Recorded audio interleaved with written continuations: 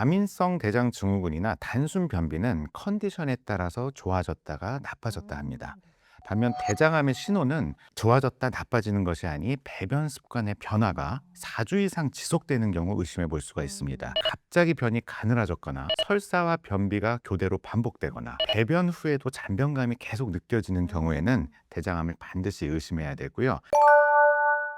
안녕하세요. 하이다 건강 전문 아나운서 이채범입니다. 먹는 게 우리 몸을 만든다라는 말 너무나도 잘 아실 것 같은데요. 그런데 또 먹다 보면 맛있는 음식들만 찾게 돼서 문제가 될 때도 있습니다. 여러분, 우리나라의 대장암 발병률이 OECD 국가 중 1위라는 사실 혹시 알고 계셨나요? 아무런 예고 없이 찾아와서 흔히 침묵의 질병으로 불리기도 하는데요. 오늘은 이 대장암의 원인부터 예방법까지 윤필원 원장님 모시고 자세한 이야기 나눠보겠습니다. 원장님 안녕하세요. 안녕하세요. 네, 자기소개 간단하게 부탁드립니다. 네, 안녕하세요. 소화기내과 전문의 윤필훈 원장이라고 합니다. 네, 원장님 앞서 말씀드린 것처럼 우리나라 대장암 발병률이 OECD 국가 중 1위라는 최근 통계 결과가 있었는데요. 현장에서 직접 체감하시기에는 좀 어떠실까요? 네. 음. 솔직히 말씀드리면 수치보다 현장이 더 어, 심각합니다. 음. 예전에는 1년에 한 분도 채 안 보이던 음, 40대 초반의 대장암 음, 환자분들이 요즘 거의 매달 보이는 것 같습니다. 통계가 더 이상 남의 일이 음, 아니다라는 체감을 하고 있고요. 음. 우리 식탁이 서구화되는 속도가 너무 빠르다 보니 대장이 미처 적응을 못한 느낌이라고 생각합니다. 현장에서 느끼는 체감 온도는 OECD 1이라는 숫자보다 훨씬 더 뜨겁습니다. 어. 현장이 더 훨씬 심각하네요. 그리고 이 대장암이라는 게 과거에는 주로 중장년층의 질환이라고 생각하는 경우가 많았잖아요. 그런데 요즘은 꼭 그렇지만도 않더라고요. 최근 2030 젊은 세대에서도 대장암 환자가 눈에 띄게 늘고 있다는 뉴스를 봤는데 젊은 층에서 이렇게 대장암이 급증하는 특별한 이유가 있을까요? 음. 세 가지 정도가 음. 복합적으로 작용하고 있다고 볼 수 있는데요. 네네. 첫 번째는 식습관의 음. 서구화입니다. 배달 음식, 가공식품, 고지방, 저섬유 식단이 20대부터 일상이 된 세대이기 그쵸. 때문이고요. 운동 부족과 비만도 큰 음. 원인입니다. 장시간 앉아서 공부하고 일하는 음. 생활 패턴이 장 운동을 떨어뜨려 대장암의 위험성을 높입니다. 음. 마지막으로 젊으니까 괜찮겠지라는 음. 방심입니다. 네네. 증상이 나타나도 대장암을 의심하지 않아서 진단이 늦어집니다. 진행 속도도 빠른 경향이 음. 있습니다. 실제로 20세에서 49세 한국인의 대장암 발병률은 인구 10만 명당 12.9명으로 42개국 중 1위입니다. 네, 2040 발병률이 1위라는 기록이 좀 충격적이기도 한데요. 그렇다면 이 대장암 도대체 왜 생기는 건지 발생 원인을 좀 더 구체적으로 짚어보겠습니다. 보통 암은 유전이라고 생각해서 가족력을 믿고 안심하시는 분들도 계신데요. 대장암 발병에 있어서 음식 같은 환경적인 요인과 또 유전적인 가족력 중에서 원장님께서는 어느 쪽이 더 결정적인 영향을 미친다고 보실까요? 네. 결론부터 말씀드리면 대장암의 약 75에서 80%는 유전과 무관한 산발성 암입니다. 즉 대부분은 매일의 습관이 만들어낸 암이다라고 얘기해 드릴 수 네. 있겠습니다. 물론 가족력이 있다면 위험도가 두세 배 증가하기 때문에 절대 무시할 수 없습니다. 음. 하지만 우리 집에 대장암이 없으니까 나는 안전해 라고 생각하시는 분들이 훨씬 더 위험합니다. 유전은 타고난 총이지만 음. 결국 방아쇠를 당기는 건 식습관과 생활 습관이라고 말씀드릴 수 있겠습니다. 네, 말씀 들어보니까 유전도 유전이지만 매일의 식습관도 굉장히 중요한데요. 그리고 특히 한국인이 살아가는 삼겹살에 소주 같은 고기와 알코올 조합이 장점막에 매우 치명적이라고 듣기도 했는데요. 구체적으로 우리 장에 어떤 악영향을 미치길래 대장암의 주범이라고 하는지 궁금합니다. 네, 삼겹살에 소주는 한국인의 소울푸드죠. 그쵸, 그쵸. 근데 이 조합이 생각보다 장에는 꽤 가혹한 음, 조합입니다. 음, 붉은 고기와 가공육은 세계보건기구 산하 국제암 연구소에서 1급 발암물질로 분류가 돼 있습니다.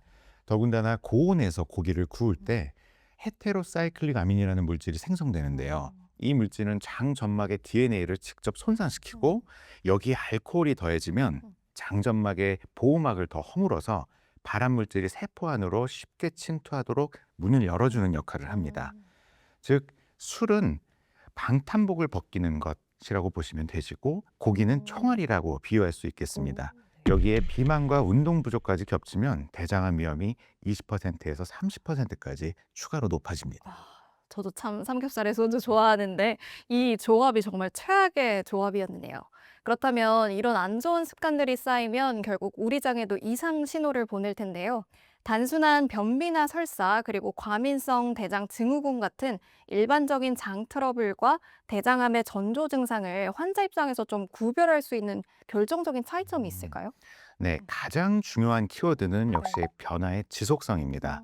과민성 대장 증후군이나 단순 변비는 컨디션에 따라서 좋아졌다가 나빠졌다 합니다. 반면 대장암의 신호는 좋아졌다 나빠지는 것이 아닌 배변 습관의 변화가 4주 이상 지속되는 경우 의심해 볼 수가 있습니다. 갑자기 변이 가늘어졌거나 설사와 변비가 교대로 반복되거나 배변 후에도 잔변감이 계속 느껴지는 경우에는 대장암을 반드시 의심해야 되고요. 또한 선홍색 변이나 검붉은 변처럼 피가 섞여 있는 변을 볼 때도 반드시 대장암을 의심해야 됩니다. 마지막으로 원인 불명의 체중 감소라든지 알 수 없는 이유로 만성 피로가 계속될 때 역시 대장암을 강력히 의심해 봐야 됩니다.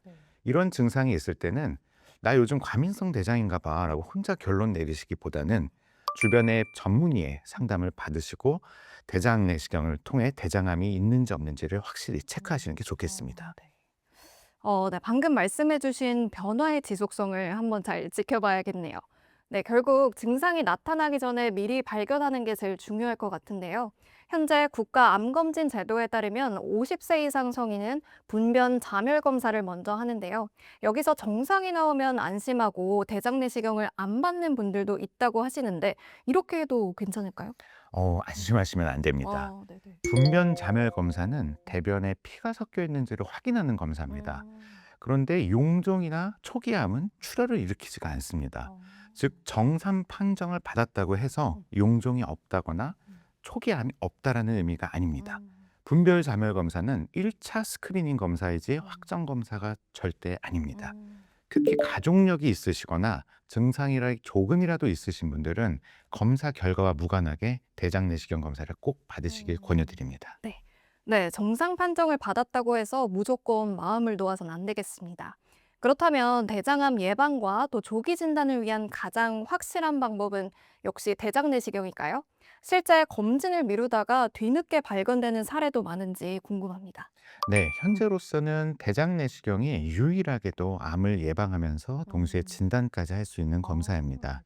대장암은 1기에 발견되면 생존율이 약 95%에 달하지만 4기로 진행되면 20% 미만으로 급강합니다.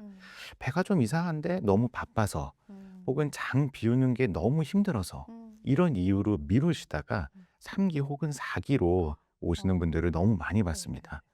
조금 불편하고 힘드시더라도 미리미리 대장 내시경을 받으시는 게 훨씬 현명한 선택입니다. 검사를 미루다가 이렇게 시기를 놓치는 분들이 많다고 하니까 참 안타까운데요.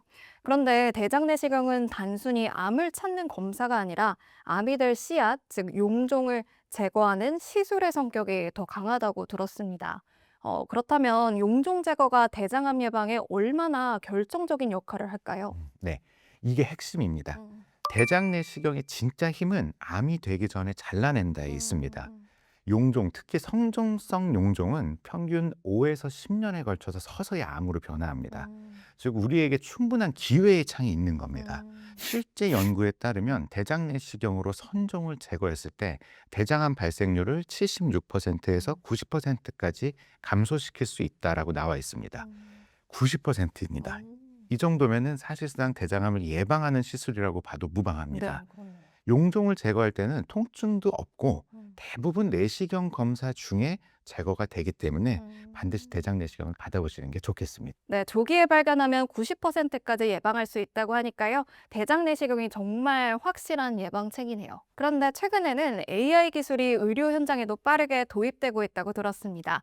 AI를 활용한 대장 내시경 검사도 시행되고 있다고 하는데요. 실제로 어떤 방식으로 진행되는지 설명 부탁드립니다. 네, 내시경도 결국은 사람이 하는 일이기 때문에 의료진의 숙련도나 컨디션에 영향을 받을 수밖에는 없습니다.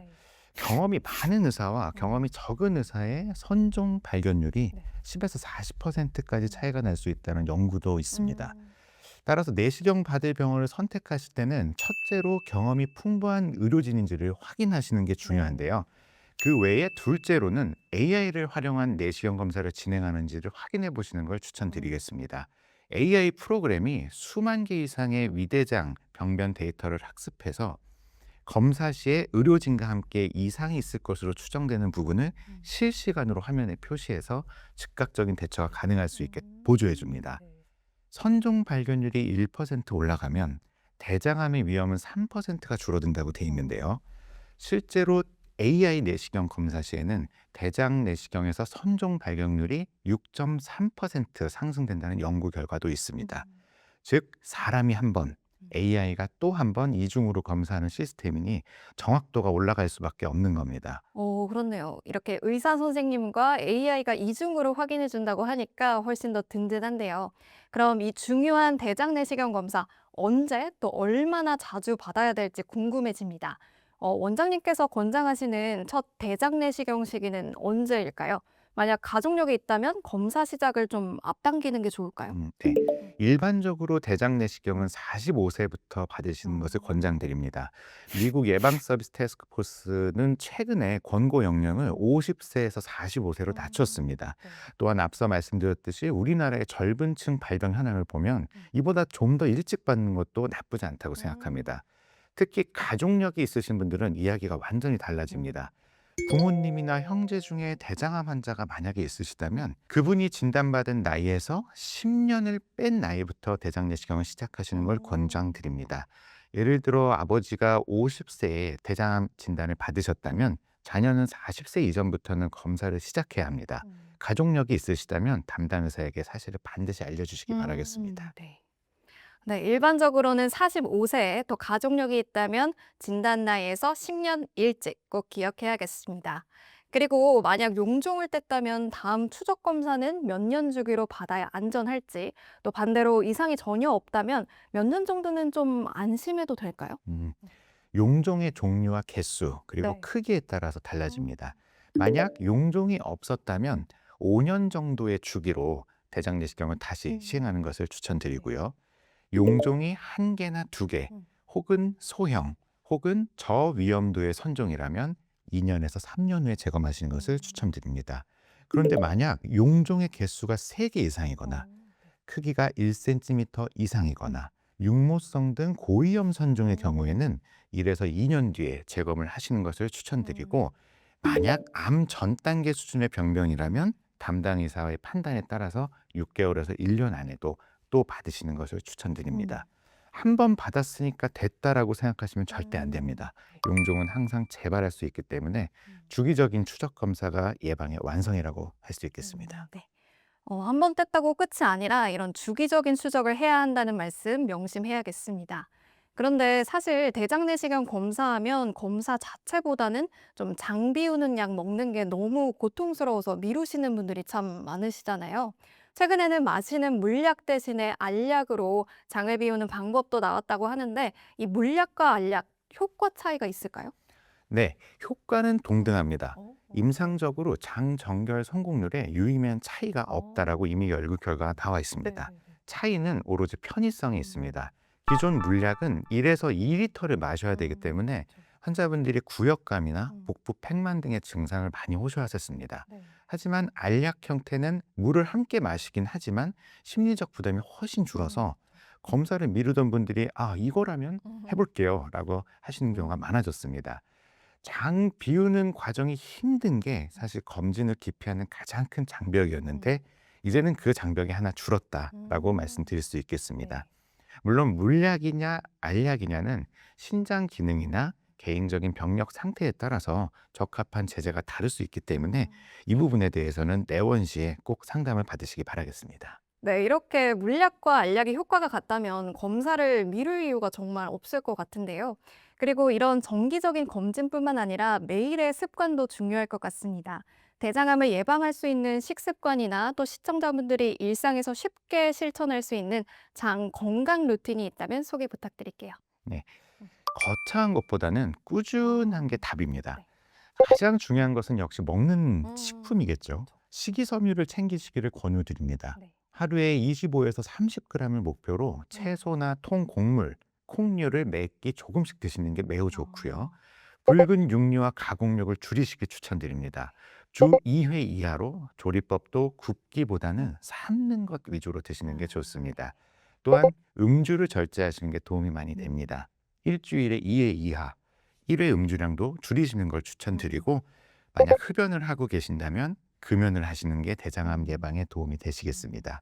마지막으로 하루에 30분 이상 최소 걷기 이상의 운동을 하시는 것이 장 운동을 돕는 가장 쉬운 방법이고요. 1.5에서 2리터 정도의 물을 마시는 것도 변비 예방을 통해 대장암을 예방할 수 있는 방법이겠습니다. 네. 특별한 영양제나 방법보다는 말씀드린 6가지의 인자를 지켜주시는 게 훨씬 강력한 예방법이다라고 말씀드릴 수 있겠습니다. 네.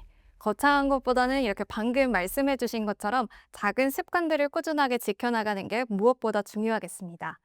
마지막으로 막연한 두려움이나 귀찮음 때문에 아직도 대장 내시경을 미루고 계신 시청자분들께 꼭 전하고 싶은 당부 말씀 부탁드립니다. 네. 두려움은 자연스러운 감정입니다. 저도 충분히 이해합니다. 왜냐하면 저도 대장 내시경을 받기 전에는 매우 두렵더라고요. 근데 한 가지만 기억해 주시면 될 것 같습니다. 대장암은 발견 시기가 삶의 질을 결정합니다. 1기에서 발견하면 간단한 시술 후에 바로 일상으로 복귀하실 수 있습니다. 그런데 4기에 발견하게 되면 치료가 훨씬 길고 힘들어질 수가 있습니다.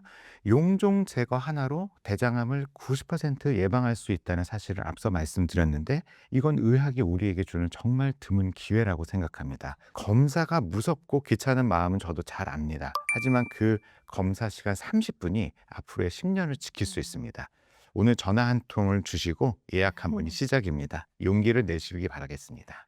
네, 이렇게 오늘 대장암의 원인부터 예방법까지 자세히 알아봤는데요. 대장암의 조기 발견과 예방을 위해서는 정기적인 내시경 검사와 또 매일의 건강한 습관이 무엇보다 중요하다는 점 다시 한번 정리해 봅니다. 오늘 유익한 말씀 나눠주신 윤필원 원장님 감사합니다. 감사합니다.